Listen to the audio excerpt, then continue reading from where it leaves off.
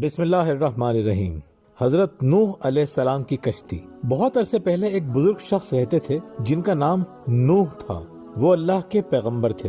ان دنوں لوگ سیدھے راستے کی پیروی نہیں کرتے تھے، وہ اللہ تعالیٰ کی عبادت نہیں کرتے تھے، لہذا اللہ تعالیٰ نے نوح علیہ السلام کو ان لوگوں کے پاس بھیجا تاکہ وہ انہیں سچائی کا پیغام پہنچا سکیں، لیکن ان سب نے ان کی دعوت کو قبول کرنے سے انکار کر دیا۔ انہوں نے ایک لمبا عرصہ بہت کوشش کی، لیکن چند لوگوں کے علاوہ کسی نے ان کی بات پر دھیان نہیں دیا۔ امیر لوگ حضرت نوح علیہ السلام کے خلاف ہو گئے اور انہیں نقصان پہنچانے کی کوشش کرنے لگے۔ تب انہوں نے اللہ تعالیٰ سے مدد کی دعا کی۔ اللہ نے ان کی دعا قبول کر لی اور انہیں کشتی بنانے کا حکم دیا۔ اللہ نے انہیں بتایا کہ ایک بہت بڑا سیلاب آئے گا جو کہ برے لوگوں کے لیے سزا ہوگی، لہٰذا حضرت نوح علیہ السلام نے چند ایمان رکھنے والوں کے ساتھ مل کر ایک بڑی کشتی بنانا شروع کی۔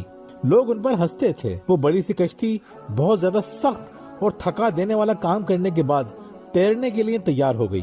تو حضرت نوح علیہ السلام نے تمام ایمان والوں کو حکم دیا کہ وہ اللہ کا نام لے کر کشتی میں سوار ہو جائیں۔ اللہ تعالیٰ نے حضرت نوح علیہ السلام کو حکم دیا کہ وہ ہر جاندار مخلوق میں سے ایک نر اور ایک مادہ بھی اپنے ساتھ لے جائیں۔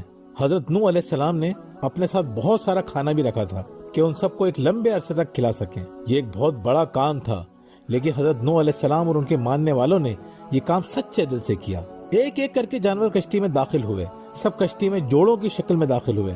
کشتی جانوروں کے لیے ایک بڑا باڑہ اور مومنین کے لیے ایک رہائشی کشتی بن گئی۔ کچھ مفسرین کا خیال ہے کہ نوح علیہ السلام دنیا کے تمام جانوروں کو لے کر کشتی میں بیٹھ گئے، جن میں جوڑوں کی شکل میں زرافے، گینڈے، ہاتھی، اونٹ، بندر، بھیڑیے، بلیاں، کینگرو، بھالو، گھوڑے، گائیں، بھیڑ، شیر، چیتے اور دیگر تمام جانور سب کشتی میں سوار ہو گئے۔ جیسے ہی تمام مخلوق کشتی میں سوار ہوئی اور سارا سامان اکٹھا ہو گیا، کالے بادل آسمان پر چھا گئے۔ شروع بوندا باندی سے ہوئی اور پھر بارش ہو گئی۔ روز بروز بارش بڑھتی گئی۔ ایسا لگ رہا تھا جیسے پوری دنیا میں اندھیرا ہو گیا ہے۔ پھر اندھیرا اور سیاہ ہو گیا۔ ہر طرف سے تیز ہوائیں چلنے لگی اور پانی لہروں کی صورت میں جہاں تک پہنچ سکتا تھا اٹھتا چلا گیا۔ اللہ کے حکم سے آسمان سے سیلاب کے دروازے کھل گئے اور زمین اللہ کے حکم سے اس طرح پھٹی کہ پانی کے اونچے فوارے اس میں سے پھوٹ پڑے۔ دریا بھر کر بہنے لگے اور پانی طوفان کی طرح بہنے لگا۔ کشتی پہاڑ جتنی اونچی لہروں پر کبھی اوپر اٹھتی اور کبھی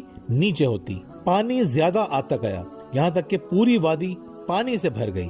درخت پانی میں ڈوب گئے، پہاڑیاں غائب ہو گئیں، دنیا ایک بڑا سا سمندر بن گئی اور پانی کے علاوہ کچھ نظر نہیں آ رہا تھا۔ اور وہ تمام لوگ جو زمین پر رہ گئے تھے اور انہوں نے حضرت نوح علیہ السلام کی دعوت پر کوئی دھیان نہیں دیا تھا، سب اس بڑے سے سیلاب کی گہرائی میں ڈوب گئے۔ بارش چھت پر ہتھوڑے کی طرح برس رہی تھی اور تیز ہوائیں ہر طرف چنگھاڑتی ہوئی چل رہی تھی، لیکن کشتی لہروں کے درمیان تیرتی رہی۔ غسیلے آسمان سے زوردار بجلی کڑک رہی تھی۔ کشتی میں سوار سب خوف زدہ تھے، مگر حضرت نوح علیہ السلام اللہ تعالیٰ سے آزمائش کے اس عظیم وقت میں رحم کی دعائیں مانگ رہے تھے۔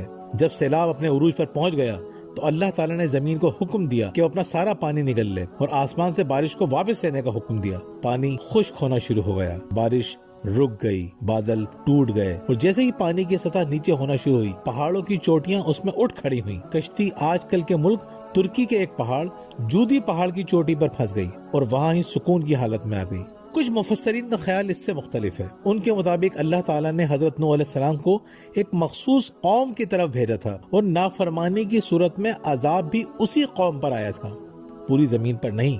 ان مفسرین کا یہ بھی خیال ہے کہ حضرت نوح علیہ السلام نے اپنی کشتی میں روئے زمین کے تمام جانوروں کو نہیں بلکہ ان جانوروں کو چڑھایا تھا جو روزمرہ کے کاموں یا استعمال میں آتے ہیں۔ قرآن کے الفاظ کو مختلف مفسرین نے اپنے فہم کے مطابق سمجھا اور پورے اخلاص کے ساتھ بیان کر دیا۔ اصل حقیقت تو اللہ ہی جانتا ہے۔ حضرت نوح علیہ السلام نے سیلاب آنے سے پہلے اپنے بیٹے کو ایمان کی دعوت دی، جسے اس نے قبول کرنے سے انکار کیا۔ اس طرح جب سیلاب آیا تو آپ کا بیٹا بھی اس سیلاب میں ڈوب گیا۔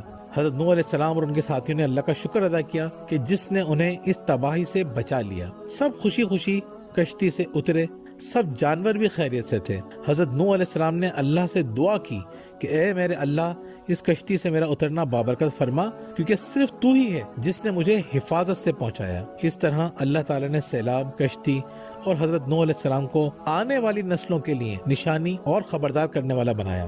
اللہ تعالیٰ سے دعا ہے کہ ہمیں ان لوگوں کے راستے پر چلائے جن پر اس نے اپنا خصوصی انعام فرمایا ہے۔